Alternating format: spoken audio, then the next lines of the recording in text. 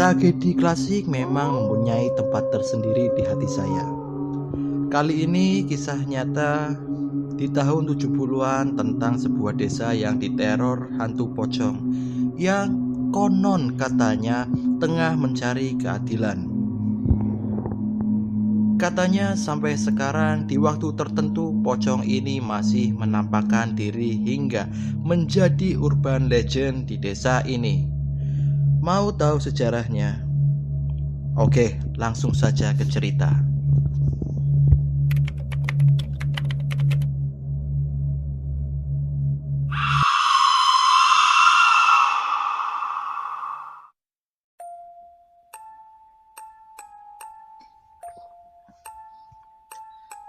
Temanggung sekitar pertengahan November 1973.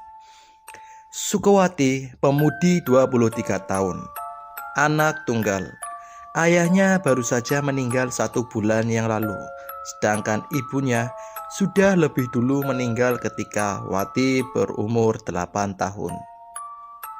Tinggallah Wati sekarang bersama neneknya. Dari kecil, bapak dan ibu keluarga Wati memang tinggal bersama neneknya. Karena ibu Wati juga anak tunggal, jadi Wati pastilah cucu satu-satunya.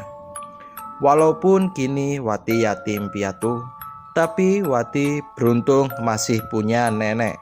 Dan Wati juga termasuk keluarga yang berada. Menurut saksi, Wati adalah bunga di desa tersebut. Selain cantik, Wati juga dinilai sebagai pribadi yang cerdas, ramah, religius, dan santun. Tahun itu, Wati baru saja lulus SMA. Setelah lulus, Wati bekerja di kantor kelurahan desa tempat ia tinggal. Sepeninggalan ayah dan ibunya, Wati beberapa kali dilamar oleh pemuda, baik dari tetangga sampai dari kota. Orang kaya dan orang biasa pun selalu ingin mendapatkan Wati. Tapi Wati selalu menolaknya. Padahal neneknya semakin menua saat itu, yang berharap ada yang menopang Wati ketika nenek nanti tiada. Yang orang-orang tahu, Wati punya hubungan dengan Bondan sejak awal SMA. Tapi neneknya sepertinya tidak setuju. Meski Bondan anak orang kaya, tapi dia terkenal kasar dan urakan. Dia seumuran Wati. Nenek sudah berulang kali mengingatkan, tapi mereka berdua justru malah menjalin hubungan dengan diam-diam. Ayah Bondan pun sepertinya juga tak setuju kalau anaknya dengan Wati berhubungan. Wis seje potoh, kalau istilah Jawanya. Jadi dulu itu kakek Wati dan kakek Bondan pernah menjadi lawan politik. Sama-sama calon lurah, kakek Wati menang. Saat itu, tapi kakek Bondan yang kalah merasa dicurangi dan seakan dendamnya diwariskan ke anak cucunya. Itu namanya WCJ Potoh. Sudah berseberangan lah intinya. Seperti kebiasaan orang Jawa kuno, kalau udah berucap pantang untuk diingkari, begitu kira-kira. Hubungan asmara antara Bondan dan Wati pun semakin menjadi. Seiring menuanya nenek, Wati sudah mulai kekurangan karena harus bekerja sendiri menghidupi neneknya yang mulai sakit-sakitan. Tapi akhir tahun 1974, Bondan justru menikah dengan orang lain. Wati sebenarnya tahu soal perjodohan Bondan dengan wanita itu. Tapi Bondan sudah berjanji tidak akan menikahi dengan wanita selain Wati. Bukan masalah itu, tapi konon katanya Wati tengah hamil waktu itu. Warga tak pernah melihat Wati lagi sejak pernikahan Bondan. Wati juga tak lagi bekerja. Dan beberapa bulan kemudian, di pertengahan tahun 1975, Wati ditemukan gantung diri di kamarnya.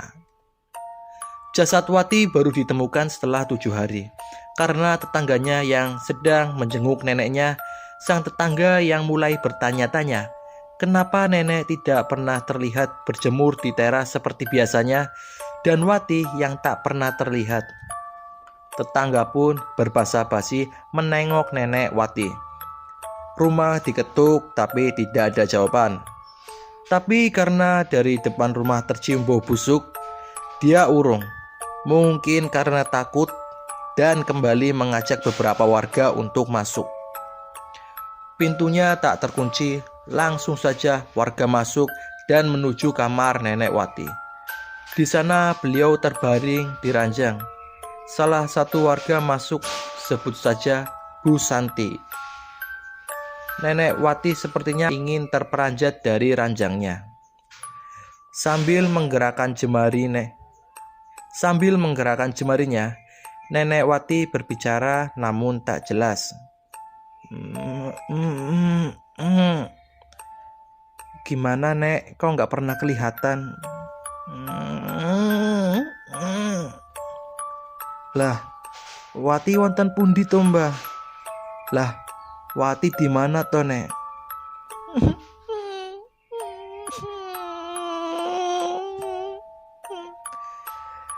Nenek Wati menangis sambil menunjuk ke arah sebelah, yaitu kamar Wati.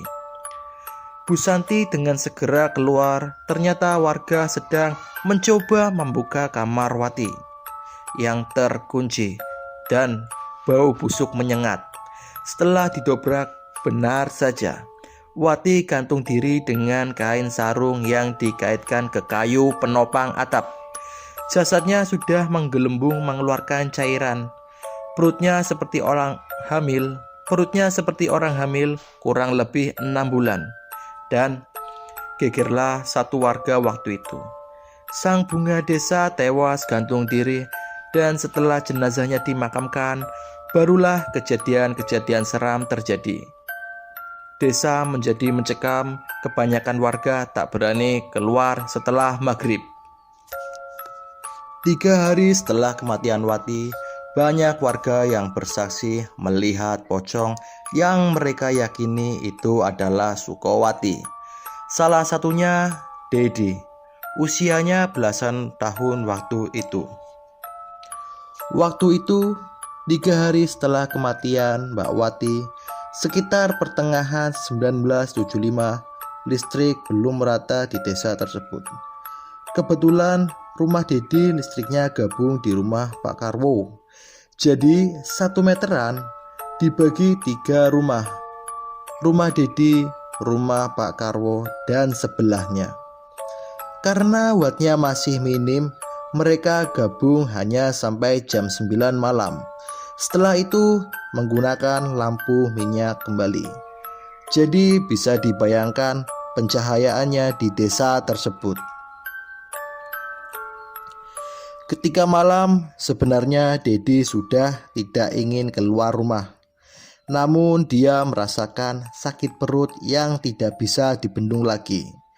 Karena pada waktu itu tidak semua rumah memiliki WC, maka mau tidak mau dia harus berjalan menuju MCK di pinggir desa.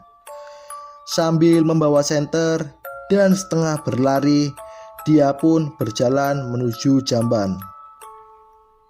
Sesampainya di jamban, terlihat sosok seorang lelaki yang ternyata dia adalah Pak Sulam, tetangga Dedi. Rasa takut pun menghilang dari benak Dedi.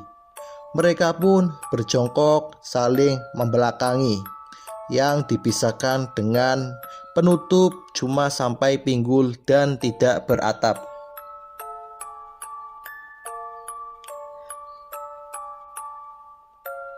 Wah, Pak, jenengan kok berani sekali ya, Pak? Takut apa? Pak Sulam pun menjawab, Mbak Wati yo, Pak. Mbak Wati ku lho, Pak. Pak Sulam tidak menjawab. Ketika Dedi menengok, ternyata tidak ada siapa-siapa di sana. Dia pun berlari ketakutan menuju rumahnya. "Tolong, tolong, tolong!" teriaknya dengan sangat kencang hingga sampai di depan rumah dia pun terpeleset jatuh. Dan di remang-remang saat dia mencoba berdiri, dia melihat sosok putih di rumah tetangganya. Yang awalnya dia mengira itu adalah karung beras. Namun sosok tersebut bergerak menghantami pintu. Dedi pun menyoroti sosok tersebut dengan senter. Dan benar saja, ternyata sosok tersebut adalah pocong. Pocong tersebut terlihat posisinya setengah sujud dan kepalanya dihentakkan di pintu tetangga Dedi.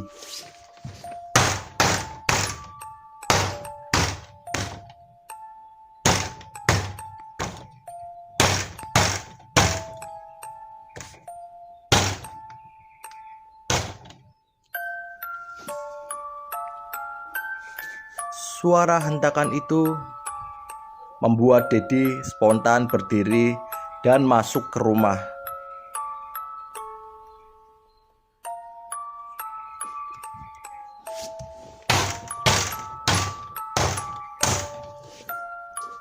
Suara hentakan itu masih ada, tapi kelihatannya masih di rumah tetangga.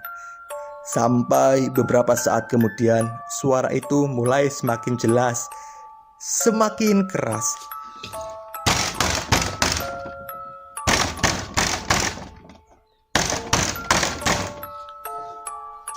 Sepertinya sekarang yang diketuk adalah rumah Dedi. Seperti orang yang dibungkam mulutnya, suara itu bertahan seperti 10 menit. Kemudian pindah ke sebelah. Keesokan harinya semua warga geger. Mereka bersaksi pintu rumahnya diketuk oleh sosok pocong yang diduga Mbak Sukowati. Masih ingatkah Nenek Wati yang sedang sakit? Nah, selang 40 hari kematian Wati, sang nenek sehat bugar. Bahkan sudah bisa sedikit-sedikit jalan-jalan. Bicaranya pun mulai agak lancar. Sepeninggalnya Wati, nenek diurus keperluannya oleh warga sekitar. Karena dulunya beliau juga orang yang dermawan dan baik, warga iba dan mencoba membalas kebaikan dengan saling bekerja sama mengurus keperluan beliau. Singkat cerita, di sore itu sekitar pukul 17.00, nenek berjalan tergopoh-gopoh menggunakan tongkatnya. Berjalan menghampiri kerumunan warga yang sedang ngobrol-ngobrol di depan musola. "Wonten opo, Mbah? Ada apa, Nek?" sahut salah satu warga. "Wati bali, nggawa bayi. Wati bali kuwi nggawa bayi. Wati pulang, bawa bayi," kata nenek. Warga kebingungan dong. "Wati siapa, Nek?" "Sukowati putuku. Sukowati cucuku," katanya dengan nada meninggi. Jo tili nenek rangandel. "Ayo lihat kalau tidak percaya," kata nenek lagi. Berkerumunlah warga yang penasaran bersama-sama membuktikan omongan nenek. Dan setelah dilihat memang tidak ada siapa-siapa di situ. Tapi warga tetap bergidik ngeri. Pasalnya nenek ngotot sekali bahwa cucunya yang mati bunuh diri itu kembali pulang ke rumah dengan membawa bayi sore itu. Sebagian warga juga menganggap mungkin nenek saking kangennya dengan cucunya sampai berhalusinasi seperti itu. Sampai beberapa hari kemudian, Mas Sarjono, sesuai dengan namanya, beliau adalah sarjana pendidikan. Pendidikannya tinggi dan beliau adalah orang yang paling tidak percaya dengan hal-hal mistis. Beliau juga yang getol bilang kalau si nenek sudah pikun dan gila sehingga berhalusinasi. Kejadiannya sore hari, hampir maghrib. Mas Sarjono pulang dari desa sebelah naik sepeda ontelnya. Di sana, di jalan desa yang waktu itu sepi, Mas Sarjono melihat wanita dari kejauhan berjalan di depannya. Pakaiannya dress batik dengan selendang seperti sedang menggendong bayi.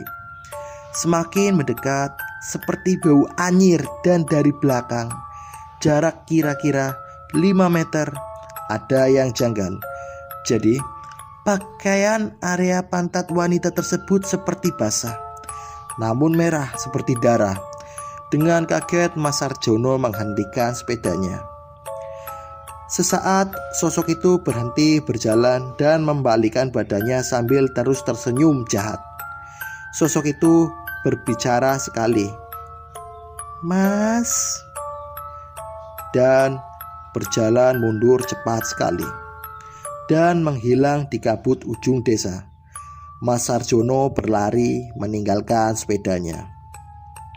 Setelah bertemu warga, Mas Sarjono bersumpah bahwa yang dilihat itu adalah dia hafal dengan tai lalat di bawah matanya. Kejadian itu sangat aneh dan merubah cara berpikir Mas Sarjono dari tidak percaya menjadi sangat percaya. Kembali ke Nenek Sukowati. Setiap beberapa hari sekali, warga bilang kalau nenek seringkali menghampiri warga di sore hari dan kembali bersaksi kalau Sukowati pulang ke rumah dengan bayi duduk di kamarnya.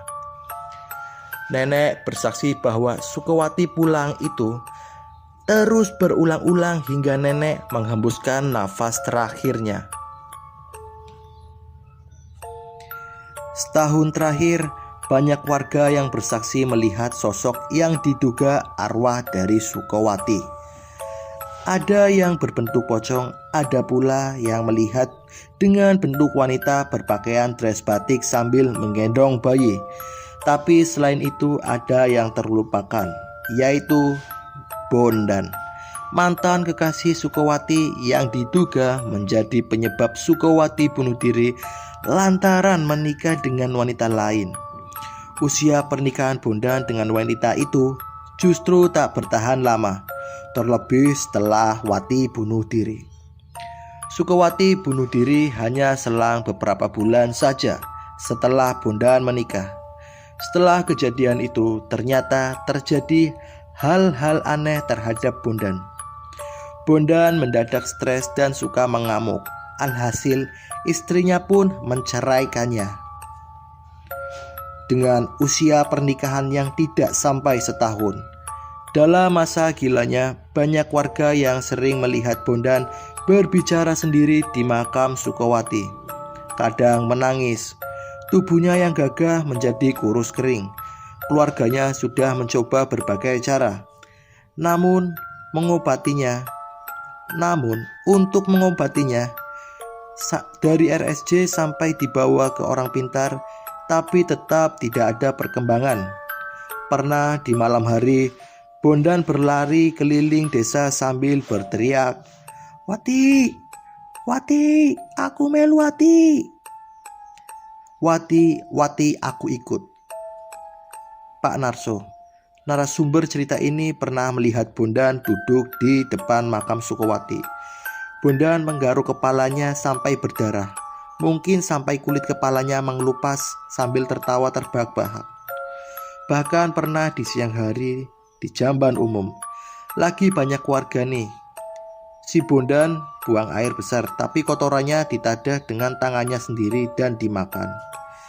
Entah apa penyebab Bondan menjadi gila, tapi warga meyakini itu karena kesalahannya dengan Sukowati.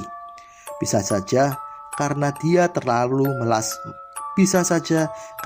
dia terlalu merasa bersalah karena bunuh dirinya Sukowati. Di tahun 1975, kegilaan Bondan ini semakin menjadi-jadi dan meresahkan juga. Karena keluarganya mungkin malu, Bondan sempat juga dipasung kurang lebih 1,5 tahun. Baru di tahun kedua berikutnya Bondan dibiarkan berbaur. Tapi penyebab pasti kegilaan Bondan ini belum bisa dibuktikan, walau warga meyakini itu karena karma Surkowati. Bondan tidak pernah benar-benar sembuh.